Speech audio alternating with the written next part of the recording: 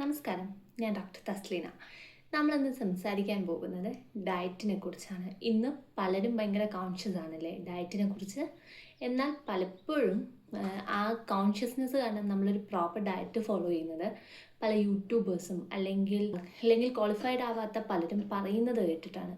അത് അവർ പറയുന്നത് ചിലപ്പം അവരുടെ ബോഡി ടൈപ്പിനും അവരുടെ ആവശ്യങ്ങൾക്കും അനുസരിച്ചിട്ടുള്ള ഒരു ഡയറ്റായിരിക്കും. നമ്മുടെ ബോഡിയുടെ ആക്ടിവിറ്റീസിനും നമ്മുടെ ബോഡി ടൈപ്പിനും നമ്മുടെ ആവശ്യങ്ങൾക്കനുസരിച്ചാണ് എപ്പോഴും നമ്മൾ നമ്മുടെ ഡയറ്റ് ഫിക്സ് ചെയ്യുന്നത്.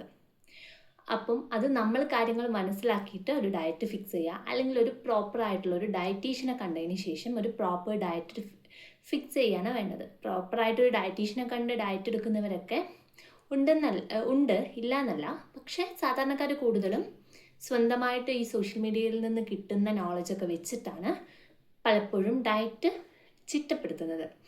അങ്ങനെ കേൾക്കുന്നവർക്ക് ഏറ്റവും ശത്രുപക്ഷത്ത് നിൽക്കുന്ന ഒരു വേർഡാണ് കാർബോഹൈഡ്രേറ്റ്സ്. ഭക്ഷണത്തിൽ കാർബോഹൈഡ്രേറ്റ്സ് കുറയ്ക്കുക, എന്നാൽ തന്നെ നമ്മൾ ഫിറ്റ് ആവും. അല്ലെങ്കിൽ കാർബോഹൈഡ്രേറ്റ്സ് കുറച്ചെന്നാൽ ബാക്കി കാര്യങ്ങളൊക്കെ ഉൾപ്പെടുത്തിയാൽ നല്ല ഡയറ്റാവും എന്ന് വിചാരിക്കുന്നവരാണ് ഭൂരിപക്ഷ ആൾക്കാർ. എന്നാൽ കാർബോഹൈഡ്രേറ്റ് അങ്ങനെ നമുക്ക് പൂർണ്ണമായി ഒഴിവാക്കാൻ പറ്റിയ ഒരു സാധനമല്ല ഭക്ഷണത്തിൽ നിന്നും. അതുകൊണ്ട് തന്നെ ഡയറ്റിനെ കുറിച്ച് ഡീറ്റെയിൽ ആയിട്ട് നമുക്ക് മനസ്സിലാക്കിയ ശേഷം നമുക്കനുസൃതമായ ഒരു ഡയറ്റ് നമുക്ക് തീരുമാനിക്കാം. അതാണ് നല്ലത്. അല്ലെങ്കിൽ ഒരു എക്സ്പേർട്ടിൻ്റെ ഒപ്പീനിയൻ എടുത്ത് അതിനനുസരിച്ച് തീരുമാനിക്കുക. അപ്പം നിങ്ങൾക്ക് ഷുഗർ, പ്രഷർ അങ്ങനെ എന്തെങ്കിലും അസുഖങ്ങളുണ്ടെങ്കിൽ പ്രോപ്പറായിട്ടൊരു ഡോക്ടറുടെയും ഡയറ്റീഷ്യനും ഒപ്പീനിയൻ അനുസരിച്ച് ആ അസുഖത്തിനനുസരിച്ച് വേണം നിങ്ങൾ ഡയറ്റ് തീരുമാനിക്കാൻ. അല്ലാതെ ഒരു സാധാരണ വ്യക്തിക്ക് ഒരു ബാലൻസ്ഡ് ഡയറ്റ് എങ്ങനെ ചിട്ടപ്പെടുത്തണം എന്നുള്ളതിന് നമ്മൾ അതിനെക്കുറിച്ച് കുറച്ചുകൂടി ഡീറ്റെയിൽ ആയിട്ട് അറിയേണ്ടതുണ്ട്. അപ്പോൾ നമ്മൾ അതിൻ്റെ ഓരോ ഘടകങ്ങളെക്കുറിച്ചും ഓരോ ഫുഡ് പ്രൊഡക്ട്സും നിങ്ങളുടെ ബോഡിയിൽ എങ്ങനെ ആക്റ്റ് ആവുന്നു, ബോഡിയിൽ എന്തൊക്കെ ആവശ്യത്തിനാണ് നമ്മളത് ഉപയോഗിക്കുന്നത്, എന്തൊക്കെ ആവശ്യം ചെയ്യുന്നവർക്ക് എങ്ങനത്തെ ഭക്ഷണങ്ങൾ വേണം എന്നതിനെക്കുറിച്ചൊക്കെ നമുക്ക് സംസാരിക്കാം. ആദ്യം തന്നെ നമുക്ക് എല്ലാവരുടെയും ശത്രുപക്ഷത്ത് നിൽക്കുന്ന കാർബോഹൈഡ്രേറ്റ്സിനെ കുറിച്ച് കൂടുതൽ അറിയാം. പക്ഷേ അതിന് മുമ്പായിട്ട് പ്രോപ്പറായിട്ട് നമ്മുടെ ഭക്ഷണങ്ങൾ എങ്ങനെയാണ് ദഹിക്കുന്നത്, നമ്മുടെ ദഹന പ്രക്രിയ എന്താണ് എന്നതിനെക്കുറിച്ചൊരു ചെറിയ ഐഡിയ നമുക്ക് ആവശ്യമാണ്. പ്രധാനമായിട്ടും നമ്മുടെ ഡൈജസ്റ്റീവ് സിസ്റ്റത്തിൽ വരുന്നത് ഫസ്റ്റ് മൗത്താണ്. ഫസ്റ്റ് നമുക്കിത് വായിലെത്തുന്നു, പിന്നെ ഈസോഫാഗസ്, ആ കുഴൽ വഴി അത് നമ്മുടെ സ്റ്റൊമക്കിലെത്തുന്നു.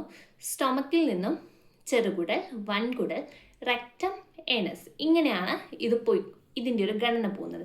ഈ പോകുന്ന ട്രാക്കിൽ ആവശ്യമായ ഡൈജസ്റ്റീവ് എൻസൈംസുകൾ പല സെക്രീഷൻസ് ആയിട്ട് നമ്മുടെ ഈ ഫുഡ് മിക്സ് ആവുകയും ആവശ്യമുള്ള ഡൈജഷൻ ചെറിയ പാർട്ടിക്കിളായിട്ട് മാറുക, അവിടുന്ന് ആവശ്യമുള്ള സാധനങ്ങൾ ഓരോ ഘട്ടങ്ങളിലായിട്ട് ശരീരം വലിച്ചെടുക്കുക. ശരീരത്തിന് ആവശ്യമില്ലാത്ത ബാക്കി കാര്യങ്ങൾ അല്ലെങ്കിൽ എക്സസ് ആയിട്ടുള്ള കാര്യങ്ങൾ ശരീരം വലിച്ചെടുത്തതിന് ശേഷമുള്ളത് മലമായിട്ട് ശരീരത്തിൽ നിന്നും പുറത്തു പോകുന്നു.